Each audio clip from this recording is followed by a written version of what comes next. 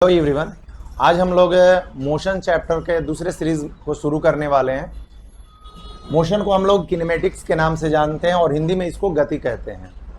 Kinematics क्या कहलाता है? Study of motion without considering it's cause. आज हम लोग मोशन के नए सीरीज में डिस्टेंस एंड डिस्प्लेसमेंट के बारे में जानने वाले हैं, स्पीड और वेलोसिटी के बारे में जानने वाले हैं, एक्सेलरेशन के बारे में जान रहे हैं और मोशन ऑफ इक्वेशन। इसके अलावा आप बेसिक ग्राफ का नॉलेज जानेंगे, ग्राफ्स के बारे में आप जानेंगे।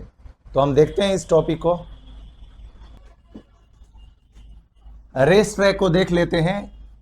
रेस ट्रैक में दो पॉइंट है। एक इनिशियल पॉइंट जहां से जो भी एथलीट है अपना रेस जो है स्टार्ट करते हैं, और एक ऐसा पॉइंट होता है जहां एथलीट आकर रुक जाते हैं, फाइनल पॉइंट। मान लीजिए एथलीट स्टार्ट अपना रेस कर रहा है पॉइंट ए से, और ये क्या किया, फाइनल पॉइंट पे अपना 250 मीटर डिस्टेंस कवर करके आ गया।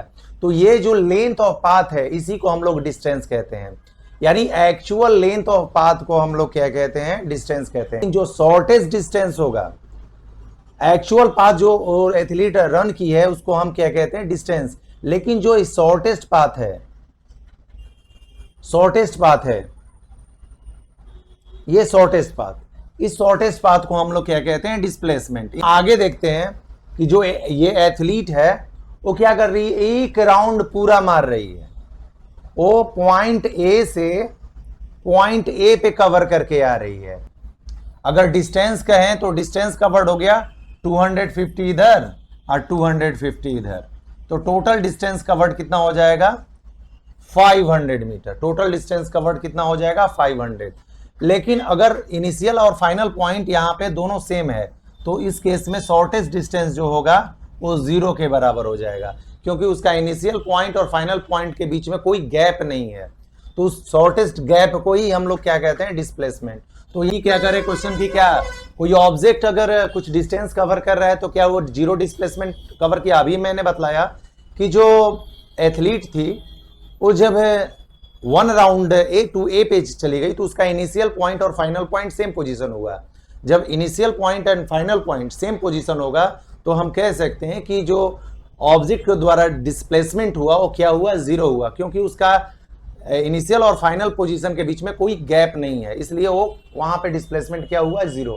अब इस केस में देखिए, जैसे कि ये कार है, ए पॉइंट से बी पे जाती है, फिर मुड़कर ये ए पॉइंट पे चली जाती है, तो इस केस में यहाँ पे डिस्प्लेसमेंट क्या होगा, 0 होगा। तो इतना बात याद रख लीजिएगा कि अगर कोई ऑब्जेक्ट इनिशियल पॉइंट से फाइनल पॉइंट पे जाती है और फिर फाइनल से इनिशियल पॉइंट जाती है तो डिस्टेंस तो 2 गुना हो गया, बट डिस्प्लेसमेंट क्या हो गया, 0 हो गया, क्योंकि इनिशियल और फाइनल पोजीशन का जो इनिशियल और फाइनल पोजीशन के बीच में जो गैप है वो क्या है, नहीं है, ये मतलब कि डिस्प्लेसमेंट 0। लेकिन डिस्टेंस क्या, यहां से यहां 30 मीटर और यहां से यहां गया 60 मीटर, तो डिस्टेंस कितना हो जाएगा, टोटल डिस्टेंस अगर कहा जाए तो ए से बी और बी से ए, यानी टोटल डिस्टेंस 30 हो जाएगा, लेकिन डिस्प्लेसमेंट क्या हो जाएगा, 0 हो जाएगा इस केस में। अब यूनिफॉर्म मोशन और नॉन यूनिफॉर्म मोशन क्या है।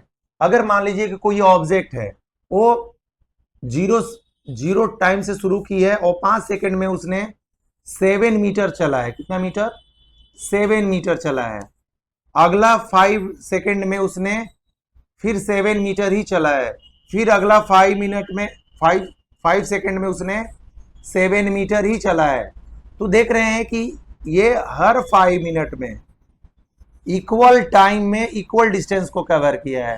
तो जब भी कोई ऑब्जेक्ट इक्वल टाइम में इक्वल डिस्टेंस को कवर करेगा तो वैसे ऑब्जेक्ट को हम कहेंगे कि वो यूनिफॉर्म मोशन को कंटिन्यू रख रहा है। अगर नॉन यूनिफॉर्म की बात करें तो ये टाइम को देख लेते हैं। यहां टाइम का गैप है 1, यहां टाइम का गैप है 2 सेकेंड, यहां टाइम का गैप है 2 सेकेंड, 2 सेकेंड, 2 सेकेंड, और यहां डिस्टेंस का देखें 1, यहां पे देखें 3, यहां पे देखें 5। तो यहां अनइक्वल डिस्टेंस है। जब अनइक्वल डिस्टेंस कवर करेगा इक्वल इंटरवल ऑफ टाइम में तो उसको हम क्या कहेंगे, नॉन यूनिफॉर्म मोशन। अब कुछ एग्जांपल्स देख लेते हैं, कौन सा यूनिफॉर्म मोशन है कौन सा नहीं। अभी न्यूक्लियस के अराउंड इलेक्ट्रॉन जो घूम रहा है न्यूक्लियस के अराउंड कैसा मोशन है, चूंकि ये इसका मोशन जो होता है यूनिफॉर्म मोशन में होता है, तो हम कहेंगे कि इलेक्ट्रॉन का जो न्यूक्लियस के अराउंड मूवमेंट होता है वो कैसा होता है, यूनिफॉर्म मोशन। अगर कहा जाए कि अगर मान लीजिए कि ट्रेन का जो मोशन होता है आपके स्टेशन पे, स्टेशन से गुजरती है उस समय, तो उसका नॉन यूनिफॉर्म मोशन होता है, क्योंकि ये कभी इसका वेलोसिटी इंक्रीज करता है, कहीं डिक्रीज करता है टाइम के अकॉर्डिंगली। तो कहने का मतलब time different equal interval of time में अनइक्वल डिस्टेंस कवर करता है, इसलिए हम कह सकते हैं कि ये ट्रेन जो है वो क्या नॉन यूनिफॉर्म मोशन में कवर करती है। अब इसका एग्जांपल देखें, घड़ी की टिक टिक की आवाज सबसे अच्छा एग्जांपल समझने का यूनिफॉर्म मोशन का, क्योंकि ये प्रत्येक इक्वल इंटरवल में क्या कर रहा है, इक्वल डिस्टेंस को कवर कर रही है। तो हम कह सकते हैं कि ये घड़ी का मोशन जो होगा यूनिफॉर्म मोशन है। अगर मान लेते हैं ये आपके ट्रैफिक में जो गाड़ियां होती हैं उनका मोशन कैसा होता है, तो ट्रैफिक में जो गाड़ियां होती हैं उनका मोशन नॉन यूनिफॉर्म होता है। क्यों? क्योंकि जब भी ट्रैफिक जाम होता है तो उस केस में गाड़ियां धीरे धीरे, कभी कम समय में ज्यादा डिस्टेंस कवर कर ली, कभी ज्यादा समय लगा और कम ही डिस्टेंस कवर करी, तो अनइक्वल डिस्टेंस कवर करती है इक्वल इंटरवल ऑफ टाइम में। तो हम कह सकते हैं कि गाड़ियों का जो स्पीड होता है यानी मोशन होता है ट्रैफिक में, वो कैसा होता है, नॉन यूनिफॉर्म मोशन होता है। अब आ जाते हैं पक्षियों का मूवमेंट जो होता है कैसा होता है। तो पक्षी जो होता है उनका कभी मोशन स्लो भी होता है, कभी फास्ट होता है, यानी अनइक्वल डिस्टेंस उसमें कवर करते हैं इक्वल इंटरवल ऑफ टाइम में।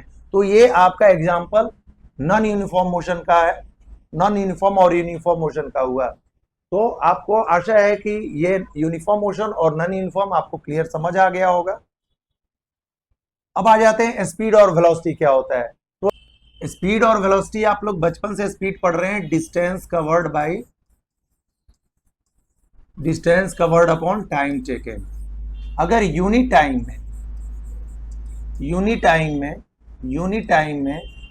यूनिट मीन्स 1 आवर 1 मिनट में अगर कोई डिस्टेंस कवर कर रहा है 1 किलोमीटर यूनिट टाइम में, और कोई डिस्टेंस कवर कर रहा है तो उसको हम क्या कहते हैं, स्पीड।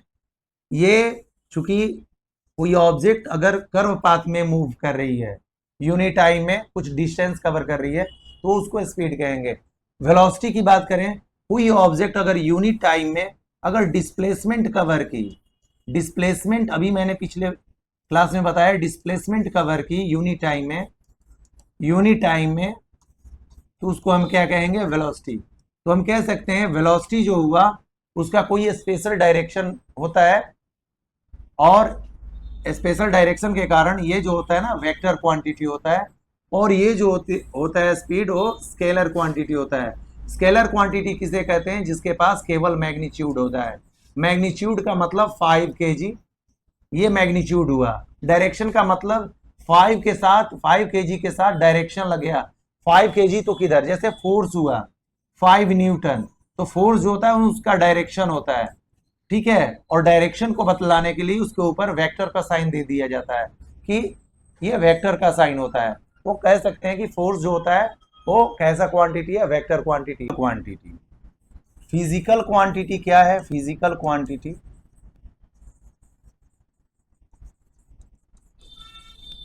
क्वांटिटी बहुत अहम चीज है।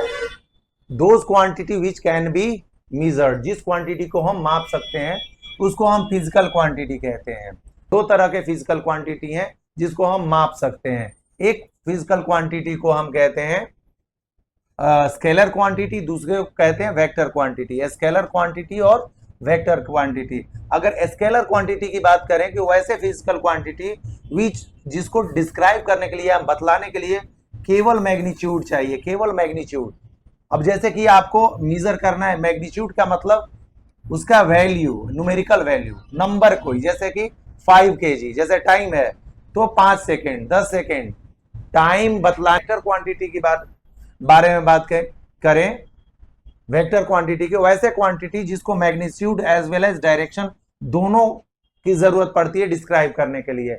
जैसे कि अगर मान लीजिए फोर्स है उसको डिस्क्राइब करने के लिए जब तक आप किसी ऑब्जेक्ट को पुश नहीं करेंगे, अगर फोर्स को मेजर करना है तो आपको फोर्स का मैग्नीट्यूड यानी न्यूमेरिकल वैल्यू भी देना होगा और डायरेक्शन भी देना होगा।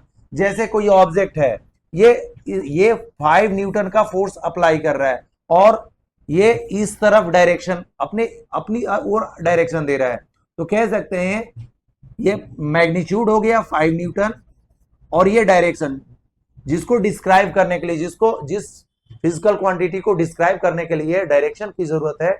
अगर ये फोर्स नहीं लगाए तो क्या ये जो आपका डूर है क्या ओपन हो पाएगा? नहीं हो पाएगा, क्योंकि डायरेक्शन मायने रखता है। तो ये तो समझ गए। तो स्पीड जो है, स्पीड किसी भी ऑब्जेक्ट का यूनिट टाइम में बिना डायरेक्शन के मूवमेंट को हम कहते हैं स्पीड। किसी भी ऑब्जेक्ट का स्पेशल डायरेक्शन में मूवमेंट को हम कहते हैं वेलोसिटी।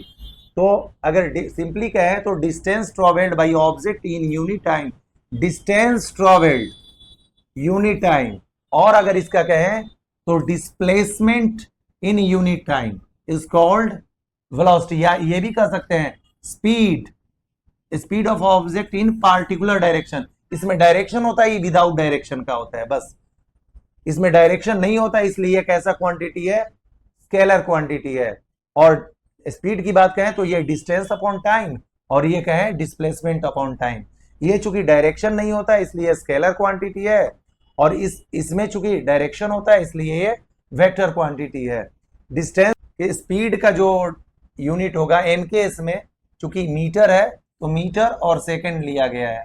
अगर इसका कहेंगे कि स्पीड का सीजीएस में क्या यूनिट होता है तो सेंटीमीटर हो जाएगा, C for centimetre, S for second, तो सेंटीमीटर पर सेकंड हो जाएगा स्पीड का यूनिट। क्लियर? तो देखते हैं कन्वर्सन के लिए कुछ जानते हैं या आप लोग बचपन से पढ़ते आ रहे हैं। जैसे कि आपको ये पता होना चाहिए 1 किलोमीटर में 1000 मीटर होता है, 1 आवर में 60 मिनट होता है, 1 मिनट में 60 सेकंड होता है, तो 1 आवर में कितने टोटल हो जाएंगे सेकंड? 3600। ये क्यों बतलाया जा रहा है उसको मैं बतला रहा हूं। जैसे कि आपको किलोमीटर पर आवर में से मीटर पर सेकंड में कन्वर्ट करना होगा तो क्या करेंगे? 1 किलोमीटर इक्वल 1000 मीटर और 1 आवर इक्वल 36। अब ये कैंसिल करेंगे, जीरो तो जीरो कैंसिल हुआ, ये जीरो और बचा कितना? 5/18। तो कहने का मतलब कि अगर आपको किलोमीटर पर आवर से मीटर पर सेकंड में कन्वर्ट करना होगा तो आप 5/18 से मल्टीप्लाई कर देंगे। जैसे आपको एक क्वेश्चन हुआ 90 किलोमीटर पर आवर में है तो इसको मीटर पर सेकंड में बदलना है, तो कैसे आप बदलोगे? 90 और 5/18 से करेंगे और यहाँ पे मीटर पर सेकंड लगा देंगे, तो कितना हो जाएगा? 25 मीटर पर सेकंड हो जाएगा। तो ऐसे हम लोग, अब मोशन में सबसे इंपॉर्टेंट चीज होता है ग्राफ। तो ग्राफ को हम लोग कैसे बनाएं, ग्राफ को हम कैसे समझें, उसको हम देखते हैं। अगर बेसिक ग्राफ का कहें तो इसमें distance time graph, uniform motion के बारे में भी पढ़ेंगे, और हम कुछ यूनिफॉर्म एक्सेलरेशन के बारे में भी ग्राफ के बारे में जानेंगे, और ग्राफ से न्यूमेरिकल कैसे हम लोग सोल्व करेंगे उसको भी आगे देखने वाले हैं। तो पहले तो हम ग्राफ समझ लेते हैं। ग्राफ में पहला हम डिस्टेंस टाइम ग्राफ को समझते हैं।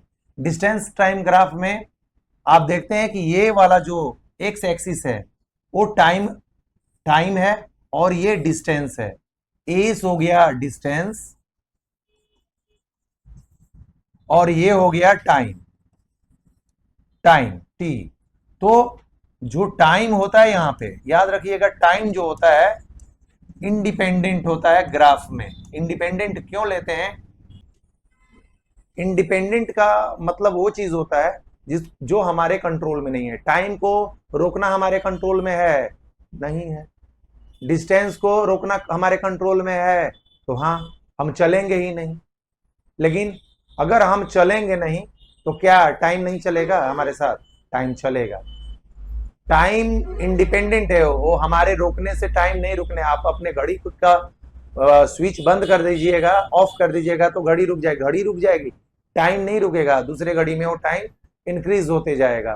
तो टाइम जो हुआ किसी के ऊपर डिपेंडेंट नहीं है, वो इंडिपेंडेंट है। किसी के रोकने से टाइम रुकेगा नहीं। लेकिन डिस्टेंस क्या होगा? रुक सकता है। अगर हम आज सो गए तो टाइम सो जाएगा? नहीं, टाइम चलता रहेगा। तो कहने का मतलब टाइम जब भी होगा वो क्या होता है, यहाँ पे एक्स एक्सिस पे जो ग्राफ में पढ़ते हैं तो इंडिपेंडेंट वेरिएबल जो है वो कहां लेते हैं, एक्स एक्सिस पे, और डिपेंडेंट जो वेरिएबल है वो कहां लेते हैं, वाई एक्सिस पे। क्लियर। अब आते हैं आगे। और इस ग्राफ में आप देखें कि टाइम, यहां पे टाइम इंक्रीज कर रहा है, 1 सेकेंड, 2 सेकेंड, 3 सेकेंड, और डिस्टेंस मान लीजिए कि 10 मीटर है, 20 मीटर है, ये 30 मीटर। 1 सेकेंड में भी 30 मीटर, 2 सेकेंड में भी 30 मीटर, 3 सेकेंड में भी 30 मीटर, 4 सेकेंड में भी 30 मीटर। मीन्स वो ऑब्जेक्ट क्या है, स्टेशनरी, माने रुका हुआ है, स्टेशनरी है, या रेस्ट में है, स्थिर है, रेस्ट में है यानी स्थिर है। तो कोई ऑब्जेक्ट अगर टाइम पास होने के बाद भी अपने पोजीशन को बनाए रखता है, डिस्टेंस कवर नहीं करता है, तो उसको हम क्या कहेंगे कि वो ऑब्जेक्ट जो है वो क्या है, रेस्ट में है। तो रेस्ट का अगर ग्राफ कहा जाए कैसे बनाया जाता है, तो an object whose distance time graph is a straight line parallel to, जब स्ट्रेट लाइन के पैरेलल डिस्टेंस का ग्राफ जब जाएगा तो हम कहेंगे कि वो ऑब्जेक्ट क्या है, रेस्ट में है। अब दूसरा ग्राफ देख लेते हैं। अब मान लीजिए कि अगर कोई ऑब्जेक्ट जो है, स्पीड टाइम ग्राफ को आप देखते हैं। स्पीड टाइम ग्राफ में क्या हम देखते हैं, ये आपका टाइम है और स्पीड है, यहाँ वेरिएबल है स्पीड, यहाँ स्पीड चेंज नहीं हो रहा है। चेंज होने का मतलब ये टाइम केवल चेंज हो रहा है, टाइम की तरफ बढ़ रहा है, स्पीड की ऊपर की ओर नहीं बढ़ रहा है। तो कहने का मतलब अगर स्पीड अगर 20 किलोमीटर पर आवर है तो ये 20 किलोमीटर ही बढ़ते जा रहा है। एक 1 आवर में भी 20 किलोमीटर पर आवर, 2 आवर में, यानी इक्वल इंटरवल। ये बतला रहा है कि ऑब्जेक्ट जो कर रहा है वो यूनिफॉर्म मोशन को कर रहा है, कंटिन्यू कर रहा है। कंसेप्ट पढ़ने वाले हैं एक्सेलरेशन और उसके टाइप्स। एक्सेलरेशन और उसके टाइप्स को पढ़ने वाले हैं। एक्सेलरेशन एक्चुअली होता क्या है उसको मैं आपको बता रहा हूं। एक्सेलरेशन एक्चुअली होता क्या है, एक्सेलरेशन ये गाड़ी का एक्सेलरेटर है। देखिए गाड़ी का ये एक्सेलरेटर है। क्या करते हैं, जब गाड़ी का एक्सेलरेटर दबाते हैं तो गाड़ी का स्पीड क्या होता है, अगर आपका स्पीड 20 मीटर पर सेकेंड था, अगर एक्सेलरेटर दबाते हैं तो मान लीजिए जब जितना देर तक आप दबाते हैं, मान लीजिए आप 3 सेकेंड तक एक्सेलरेटर को दबा के रखें, 3 सेकेंड में क्या हो गया, 20 से 80 मीटर पर सेकेंड हो गया। कहने का मतलब ये वेलोसिटी आपका शुरू में इनिशियल वेलोसिटी क्या था भाई, इनिशियल वेलोसिटी क्या था, इनिशियल वेलोसिटी था आपका 20, और फाइनल में आपका क्या हो गया, फाइनल वेलोसिटी कितना हो गया, फाइनल वेलोसिटी आपका 80 हो गया। इनिशियल वेलोसिटी को u से डिनोट करते हैं या फाइनल वेलोसिटी को v से। तो आपका कितना चेंज हुआ, तो 80 माइनस 20 कितने टाइम में ये समय में चेंज हुआ, 3 सेकेंड में। तो कहने का मतलब फाइनल वेलोसिटी और इनिशियल वेलोसिटी में कितना चेंज हुआ, कितने समय में चेंज हुआ, उसी को हम कहते हैं एक्सेलरेशन। क्लियर। तो एक्सेलरेशन किसे कहते हैं, तो हम कह सकते हैं change in velocity. Change in velocity 20 से 80 मीटर पर सेकेंड हुआ, मतलब वेलोसिटी चेंज हुआ, और चेंज करने में कुछ समय लगा, तो इस समय जहां आएगा उसको हम कहेंगे रेट। तो rate in change in velocity is known as acceleration. अब बात रहा कि भाई इसको मीजर कैसे करते हैं, एक्सेलरेशन को मीजर कैसे करते हैं, तो एक्चुअली ऊपर में स्पीड को मीटर पर सेकेंड, नीचे आपका सेकेंड हो गया। इस एक्सेलरेशन को, नेक्स्ट स्लाइड, जैसे एक्सेलरेशन हुआ, एक्सेलरेशन ऊपर में वेलोसिटी हुआ तो उसको मीटर पर सेकेंड में मेजर करते हैं, टाइम को सेकेंड में, तो सेकेंड मल्टीप्लाई होगा तो यूनिट हो जाएगा मीटर पर सेकेंड में। और इसको ऐसे भी लिखा जा सकता है मीटर पर सेकेंड स्क्वायर, यानी जब आप डिवाइड का साइन नहीं देते हो तो उसके बदले में इनवर्स का साइन देना होगा। तो ये एक्सेलरेशन हुआ। तो एक्सेलरेशन के बारे में एक्चुअली कोई पूछे कि एक्सेलरेशन क्या होता है तो आप क्या बताओगे, rate of change in velocity is called acceleration. तो रेट का मतलब हो गया टाइम, और वेलोसिटी तो आप जान ही रहे हैं, दो तरह के वेलोसिटी होंगे, तो उसको हम कहेंगे एक्सेलरेशन। तो change in velocity in time, unit time.